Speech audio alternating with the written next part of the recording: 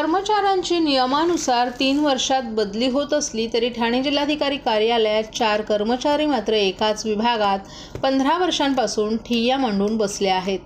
राज्य सरकारचे हे 4ही घरजावी महसूल विभाग सोडायला तयार नाहीत. त्यांची कोठेही बदली झाली तरी ते पुन्हा पंधरवड्यात याच विभागात येत आहेत. जिल्हाधिकारी कार्यालयात सर्वाधिक मलाईदार विभाग म्हणून ओळख असलेल्या महसूल विभागात या 4 घरजावयांकडून नागरिकांची पिळवणूक होत असल्यानं त्यांच्या विरोधात संतापाची लाट उसळली आहे. ठाणे जिल्हाधिकारी कार्यालयाच्या महसूल विभागातून जिल्ह्यातील 6 तालुक्यांमध्ये शेतजमीन बिगर शेती करण्याचं काम केलं जातं. जमिनीचे तंटेही येथेच सोडवले जातात. जिल्हाभरात सुरू असलेल्या गौण खनिजांवर नियंत्रण ठेवलं जातं. त्यामुळे हा विभाग सर्वाधिक मलईचा विभाग म्हणून ओळखला जातो.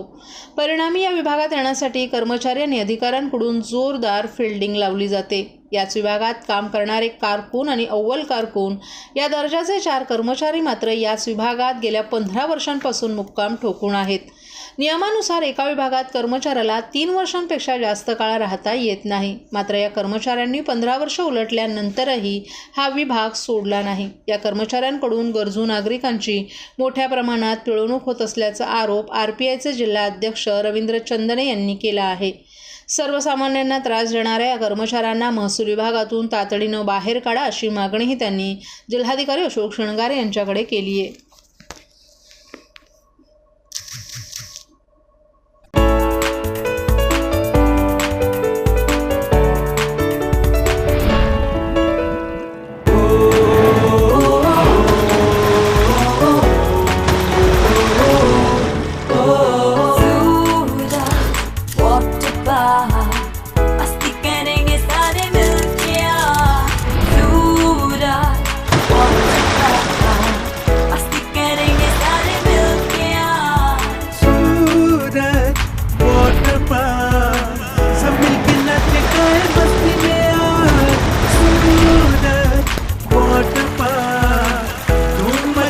सब मिलके आज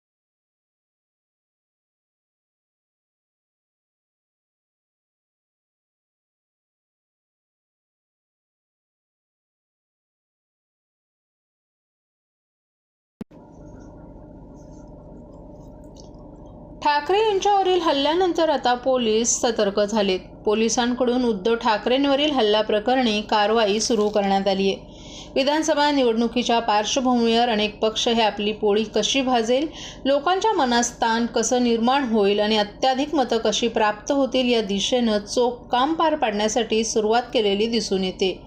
विधानसभा निवडणुकीचे राजकीय पक्षांना वेध लागलेले असतानाही प्रत्येकजण कंबर कसून कामाला लागल्याचं दिसून येतंय. सर्वच पक्षांच्या विविध ठिकाणी सभा पार पडत आहेत. अशातच शनिवारी संध्याकाळी ठाकरे गटाचे प्रमुख उद्धव ठाकरे यांचा ठाण्यात मेळावा पार पडला.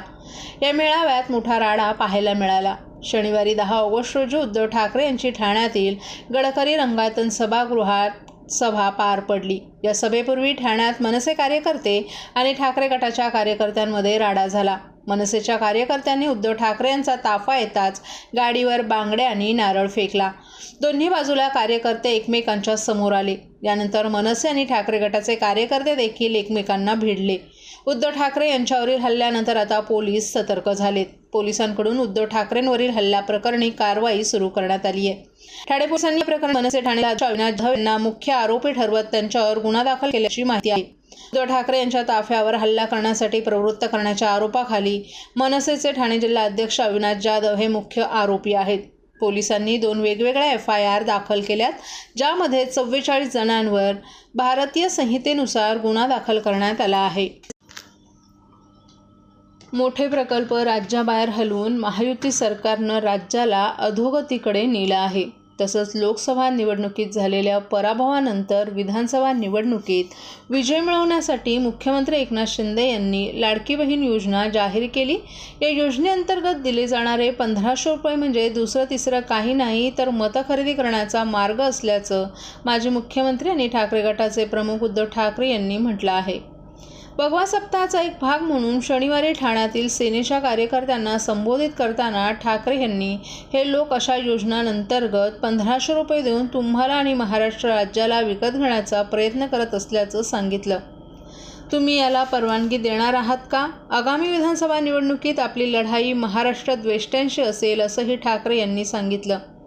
मंत्रालय मुंबईतच राहावं की अहमदाबादमधून राज्य चालवायचं आहे का असा सवालही त्यांनी उपस्थितांना केलाय।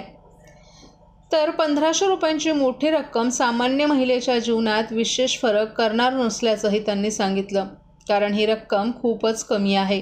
तसंच ठाणे महापालिकेत मोठ्या प्रमाणात भ्रष्टाचार होत असल्याचा आरोपही त्यांनी केलाय आणि मुख्यमंत्र्यांच्या मित्रांना कंत्राटं दिली जातात आणि शहराला कर्जबाजारी होऊ दिलं जात आहे। 3 महिन्यानंतर आम्ही या गोंधळाचा पर्दाफाश करणार असल्याचंही त्यांनी सांगितलं।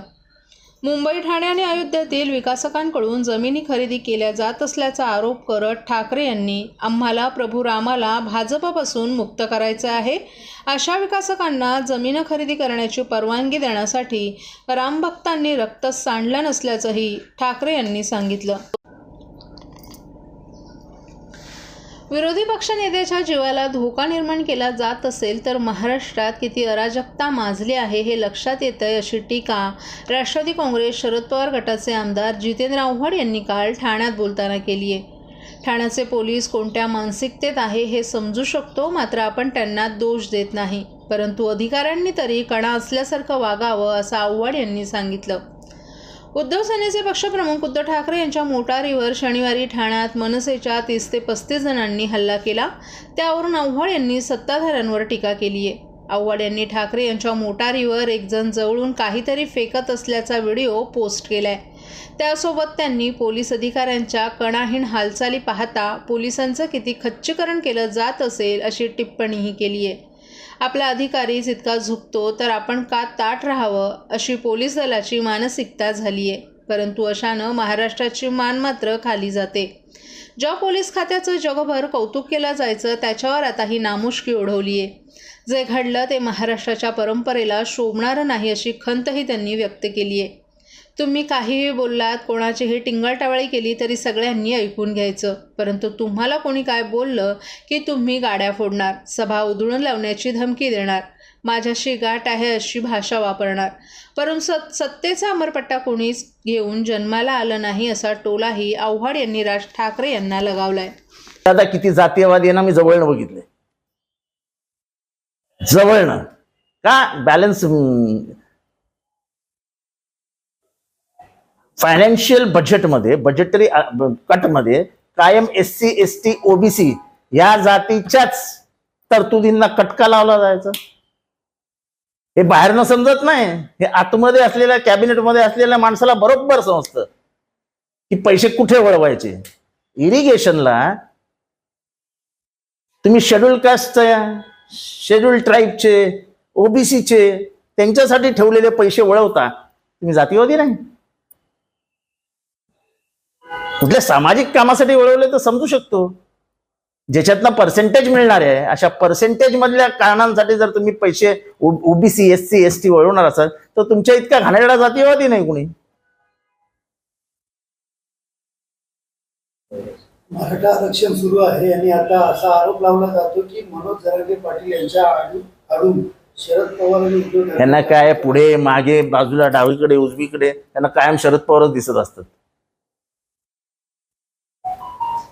येवल्यामध्ये इन्साइड बैठक झालेली आहे, त्याच्यामध्ये अजितदादांनी असं सांगितलं की शरद पवारांनी बोलू नये मोदींनी, मात्र मागे देखील भटकती आत्मा हे बोलल्यामुळे कुठे फटका बसला। त्यांनी स्वतःला तपासावं ना आधी, म्हणजे ते महान आहेत, ते मोदींना पण बोलू शकतात, अजितदादा काय महान आहेत, ते कोणाला काही बोलू शकतात। पण जेव्हा तुम्ही तुमचं भाषण केलं होतं बारामतीत, मला माहित नाही या माणसाचं शेवटचं भाषण कधी होणार आहे, तेव्हा ते काय चांगलं होतं? ते मीच बोललेलो की जगातला पहिला पुतळा आहे जो काकाच्या मृत्यूची प्रार्थना करतोय आणि वाट बघतोय. महाराष्ट्रातील भगिनींना आधार देणारी राज्य शासनाची मुख्यमंत्री माझी लाडकी बहीण योजना. या योजनेअंतर्गत अल्प उत्पन्न गटातील 21 ते 65 वयोगटाच्या भगिनींना मिळणार दरमहा 1500 रुपयांची मदत. अर्ज करण्यासाठी 31 ऑगस्ट 2024 पर्यंत मुदतवाढ. कुटुंबाचं वार्षिक उत्पन्न 2.5 लाख रुपयांपेक्षा कमी असलेल्या महिला पात्र. कुटुंबाकडे पिवळं किंवा केशरी रेशन कार्ड असल्यास उत्पन्नाचा दाखला आवश्यक नाही. पांढरं रेशन कार्ड असेल किंवा रेशन कार्ड नसेल तर कुटुंबाचं वार्षिक उत्पन्न 2.5 लाखांपेक्षा कमी असल्याचा दाखला आवश्यक. योजनेसाठीचा ऑनलाईन अर्ज नारी शक्ती दूत ॲपवरून किंवा पोर्टलवर भरता येईल. ज्या भगिनींना ऑनलाईन अर्ज भरता येत नसेल त्यांच्यासाठी अंगणवाडी, ग्रामपंचायत, वॉर्ड ऑफिस, सेतू सुविधा केंद्रामध्ये किंवा आशाताई बचत गटाच्या CRP यांची मदत उपलब्ध. आता आपल्याला अभिमानानं म्हणता येईल, सुखी आणि सुरक्षित आहे माझी लाडकी बहीण.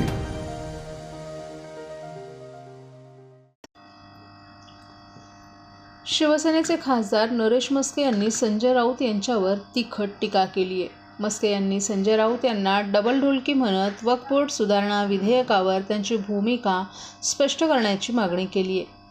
संजय राऊत उबाटा गटात असले तरी ते राष्ट्रवादी काँग्रेसच्या पॅरोलवर काम करत आहेत. मुस्लिम आंदोलनकर्त्यांच्या संदर्भात मुख्यमंत्री एकनाथ शिंदे आणि आपण पाठवले असल्याचा बिनबुडाचा आरोप करत राऊत मूळ मुद्द्यापासून पळ काढत असल्याचं मस्के यांनी सांगितलं.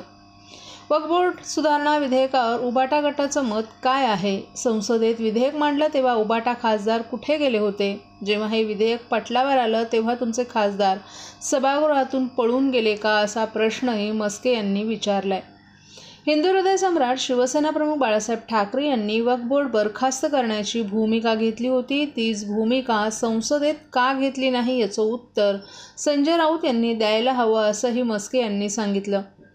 मस्के यांनी राऊतांवर दुतोंडी भूमिका घेतल्याचा आरोप करत संजय राऊत चाकरी करतात शरद पवारांची आणि भाकरी खातात उद्धव ठाकरेंची. राऊत यांच्या वक्तव्याचा उद्देश उद्धव ठाकरेंना मुख्यमंत्रीपदाच्या शर्यतीतून बाजूला करण्याचा आहे, असंही त्यांनी म्हटलं आहे. या टीकेनंतर संजय राऊत यांची प्रतिक्रिया काय असेल याकडेच आता सर्वांचं लक्ष वेधले. शिवसेनेमध्ये राष्ट्रवादी पक्षाच्या आणि शरद पवार पक्षाच्या साहेबांच्या पेरोलवरती संजय राऊत आहेत आणि भाडोत्री म्हणून शिवसेनेत काम करत आहेत. संजय राऊतांनी सकाळी एक भूमिका जाहीर केली आणि मीडियासमोर सांगितलं की ती जी माणसं होती, जे मुस्लिमांनी आंदोलन केलं, ती मुख्यमंत्री एकनाथ शिंदे, माझा फोटो दाखवला यांच्या समवेत असतात. ही जी काही लोक आहेत ते मुस्लिम समाजात काम करणारी लोक आहेत, मुस्लिम समाजाकरता काम करतात, ती सगळ्यांकडेच असतात. तुम्ही त्यांना जाऊन विचारा, ते उद्धव ठाकरेंकडे पण होती, त्यांच्याकडे पण जात असतात, संजय राऊतांकडे पण जात असतात. त्यांचे फोटो मी काही दाखवणार नाही. तुम्ही जर त्या लोकांना जाऊन भेटलात तर ते त्यांच्याबरोबरचे फोटो तुम्हाला दाखवतील. परंतु असा आरोप करून संजय राऊत काढता पाय काढतात, मूळ भूमिकेपासून दूर जात आहेत. त्या मुस्लिम आंदोलकांनी जो प्रश्न त्यांना विचारला होता की तुमची वक्फ बोर्डाच्या जो सुधारणा विधेयक आलेला आहे त्या विषयावर तुमचं मत काय, आणि ज्यावेळी संसदेमध्ये हा विषय चर्चेला आला ते जेव्हा विधेयक दुरुस्ती करता संसदेमध्ये आणलं गेलं तेव्हा तुमचे खासदार होते कुठे?